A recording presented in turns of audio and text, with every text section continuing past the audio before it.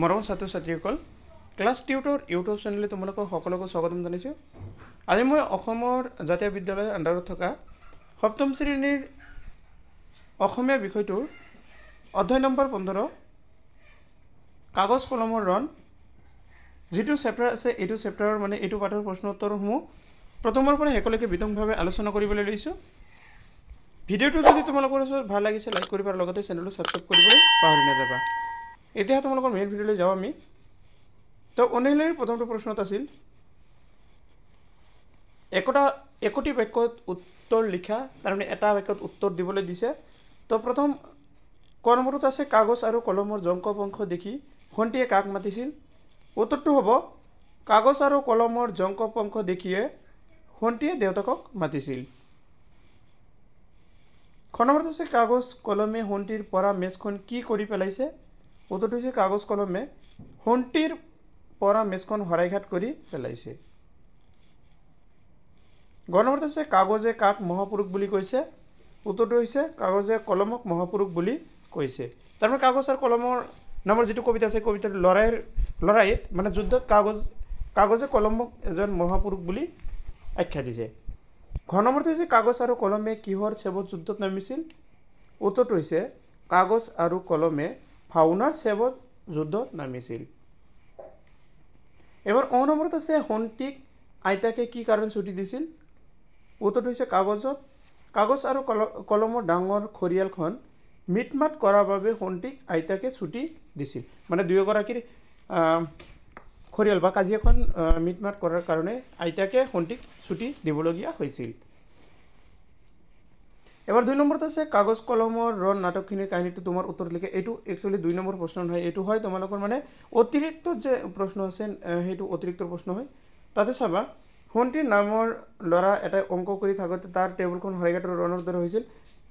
কাগজে কলমে মোৰ বুকুত ডাঙৰ ডাঙৰ কথা লিখা থাকে, কলম তই বুজি নাপাই বাবে লিখিব লাগে। কাগজ তই মনে মনে থাক, মোক গালি পাৰি নাথাকিবি। কলম একেবাৰতে মই তোৰ গা ফালি দিব পাৰোঁ। কাগজ তোৰ ভোক চিয়াহী গুচাব নোৱাৰিলে তোৰ ইমান খং কিয়। কলম তোৰ গাত মোৰ দৰে ৰস নাই, গোটেই গাটো শুকান। কাগজ মহাপুৰুষ তই কলা পানী খায়। এনেদৰে দুয়োটাই কাজিয়া লাগিল, ভণ্টিৰ পঢ়া সামৰণি মাৰিব লগা হ'ল। ভণ্টিয়ে পঢ়ি আছিল, দুয়োগৰাকী কি কৰে কাগজ আৰু কলমৰ কাজিয়াটোৰ কাৰণে পঢ়াখিনি সামৰি মাৰিবলগীয়া হৈছিল। এইবাৰ মেইন কিতাপৰ যিটো 2 নম্বৰ, সেইটো 2 নম্বৰ বাক্য ৰচনা কৰিবলৈ দিছে। তাৰে কেইটামান শব্দ দি আছে গোপত গংগাটোপ, বুদিৰ ঢেঁকী ধৰা, ঠেপাত বাংকৰা কথা, মিটমাট কৰ, এইকেইটা শব্দৰ বাক্য ৰচনা কৰিব লাগিব। এতিয়া চোৱা, গোপত গংগাটোপ আমি কেতিয়াও গোপত গংগাটোপ হৈ থাকিব নালাগে। যিটো মূল শব্দৰ লগত এনেকৈ দাগ দিব লাগিব। এইটো তোমালোকে জানা গোপত গংগাটোপ। আমি কেতিয়াও গোপত গংগাটোপ উত্তেজিত হৈ থাকিব নালাগে। তাৰপিছত কৈছে বুদিৰ ঢেঁকীয়া ধৰা, কাগজ কলমক বুদিৰ ঢেঁকীয়া ধৰা বুলি ঠাট্টা কৰিছিল। ঠেপাত সৰু ল'ৰা ছোৱালীয়ে মাকৰ ওচৰত অলপ কথাত ঠেপাতে জেদ ধৰে বুলি কৈছে। বাং কৰা কথা কৈ সময় নষ্ট নকৰিবা। বাং কৰা কথা যিবোৰ কথাৰ কোনো মূল্য নাই, অৰ্থহীন কথা, সেইবোৰ কয় বাং কৰা কথা।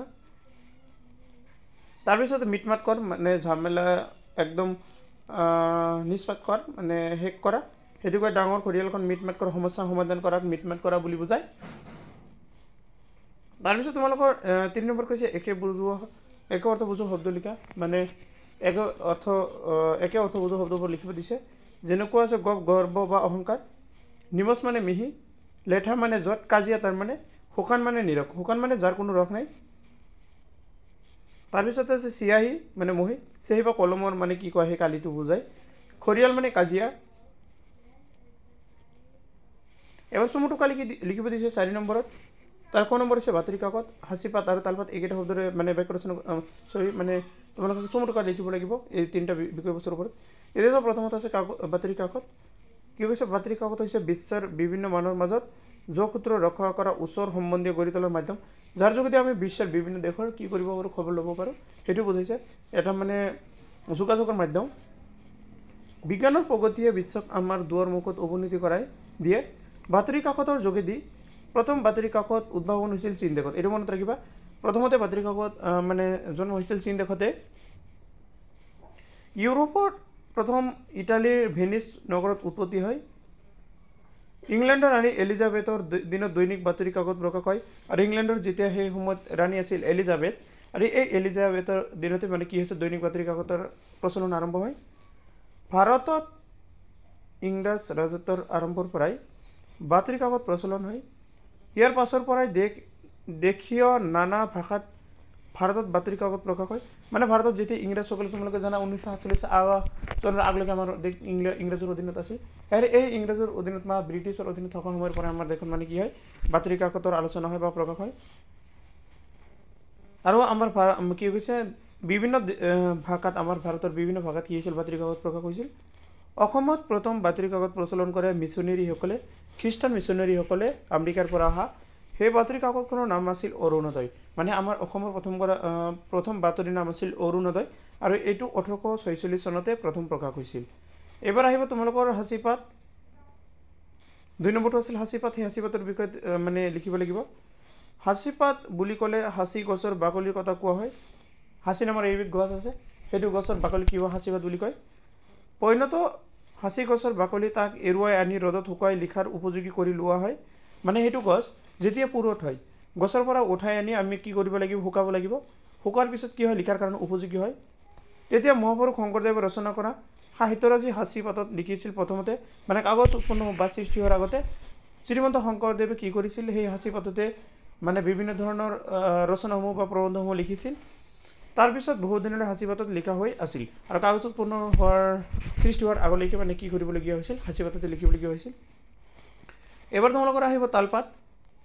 তালপাতটো কি চোৱা, তাল গছৰ পাত। এইটো মানে তাল নামৰ এবিধ এটা ফল আছে আৰু সেইটো ফলৰ গছৰ পাতটোক তালপাত বুলি কয়।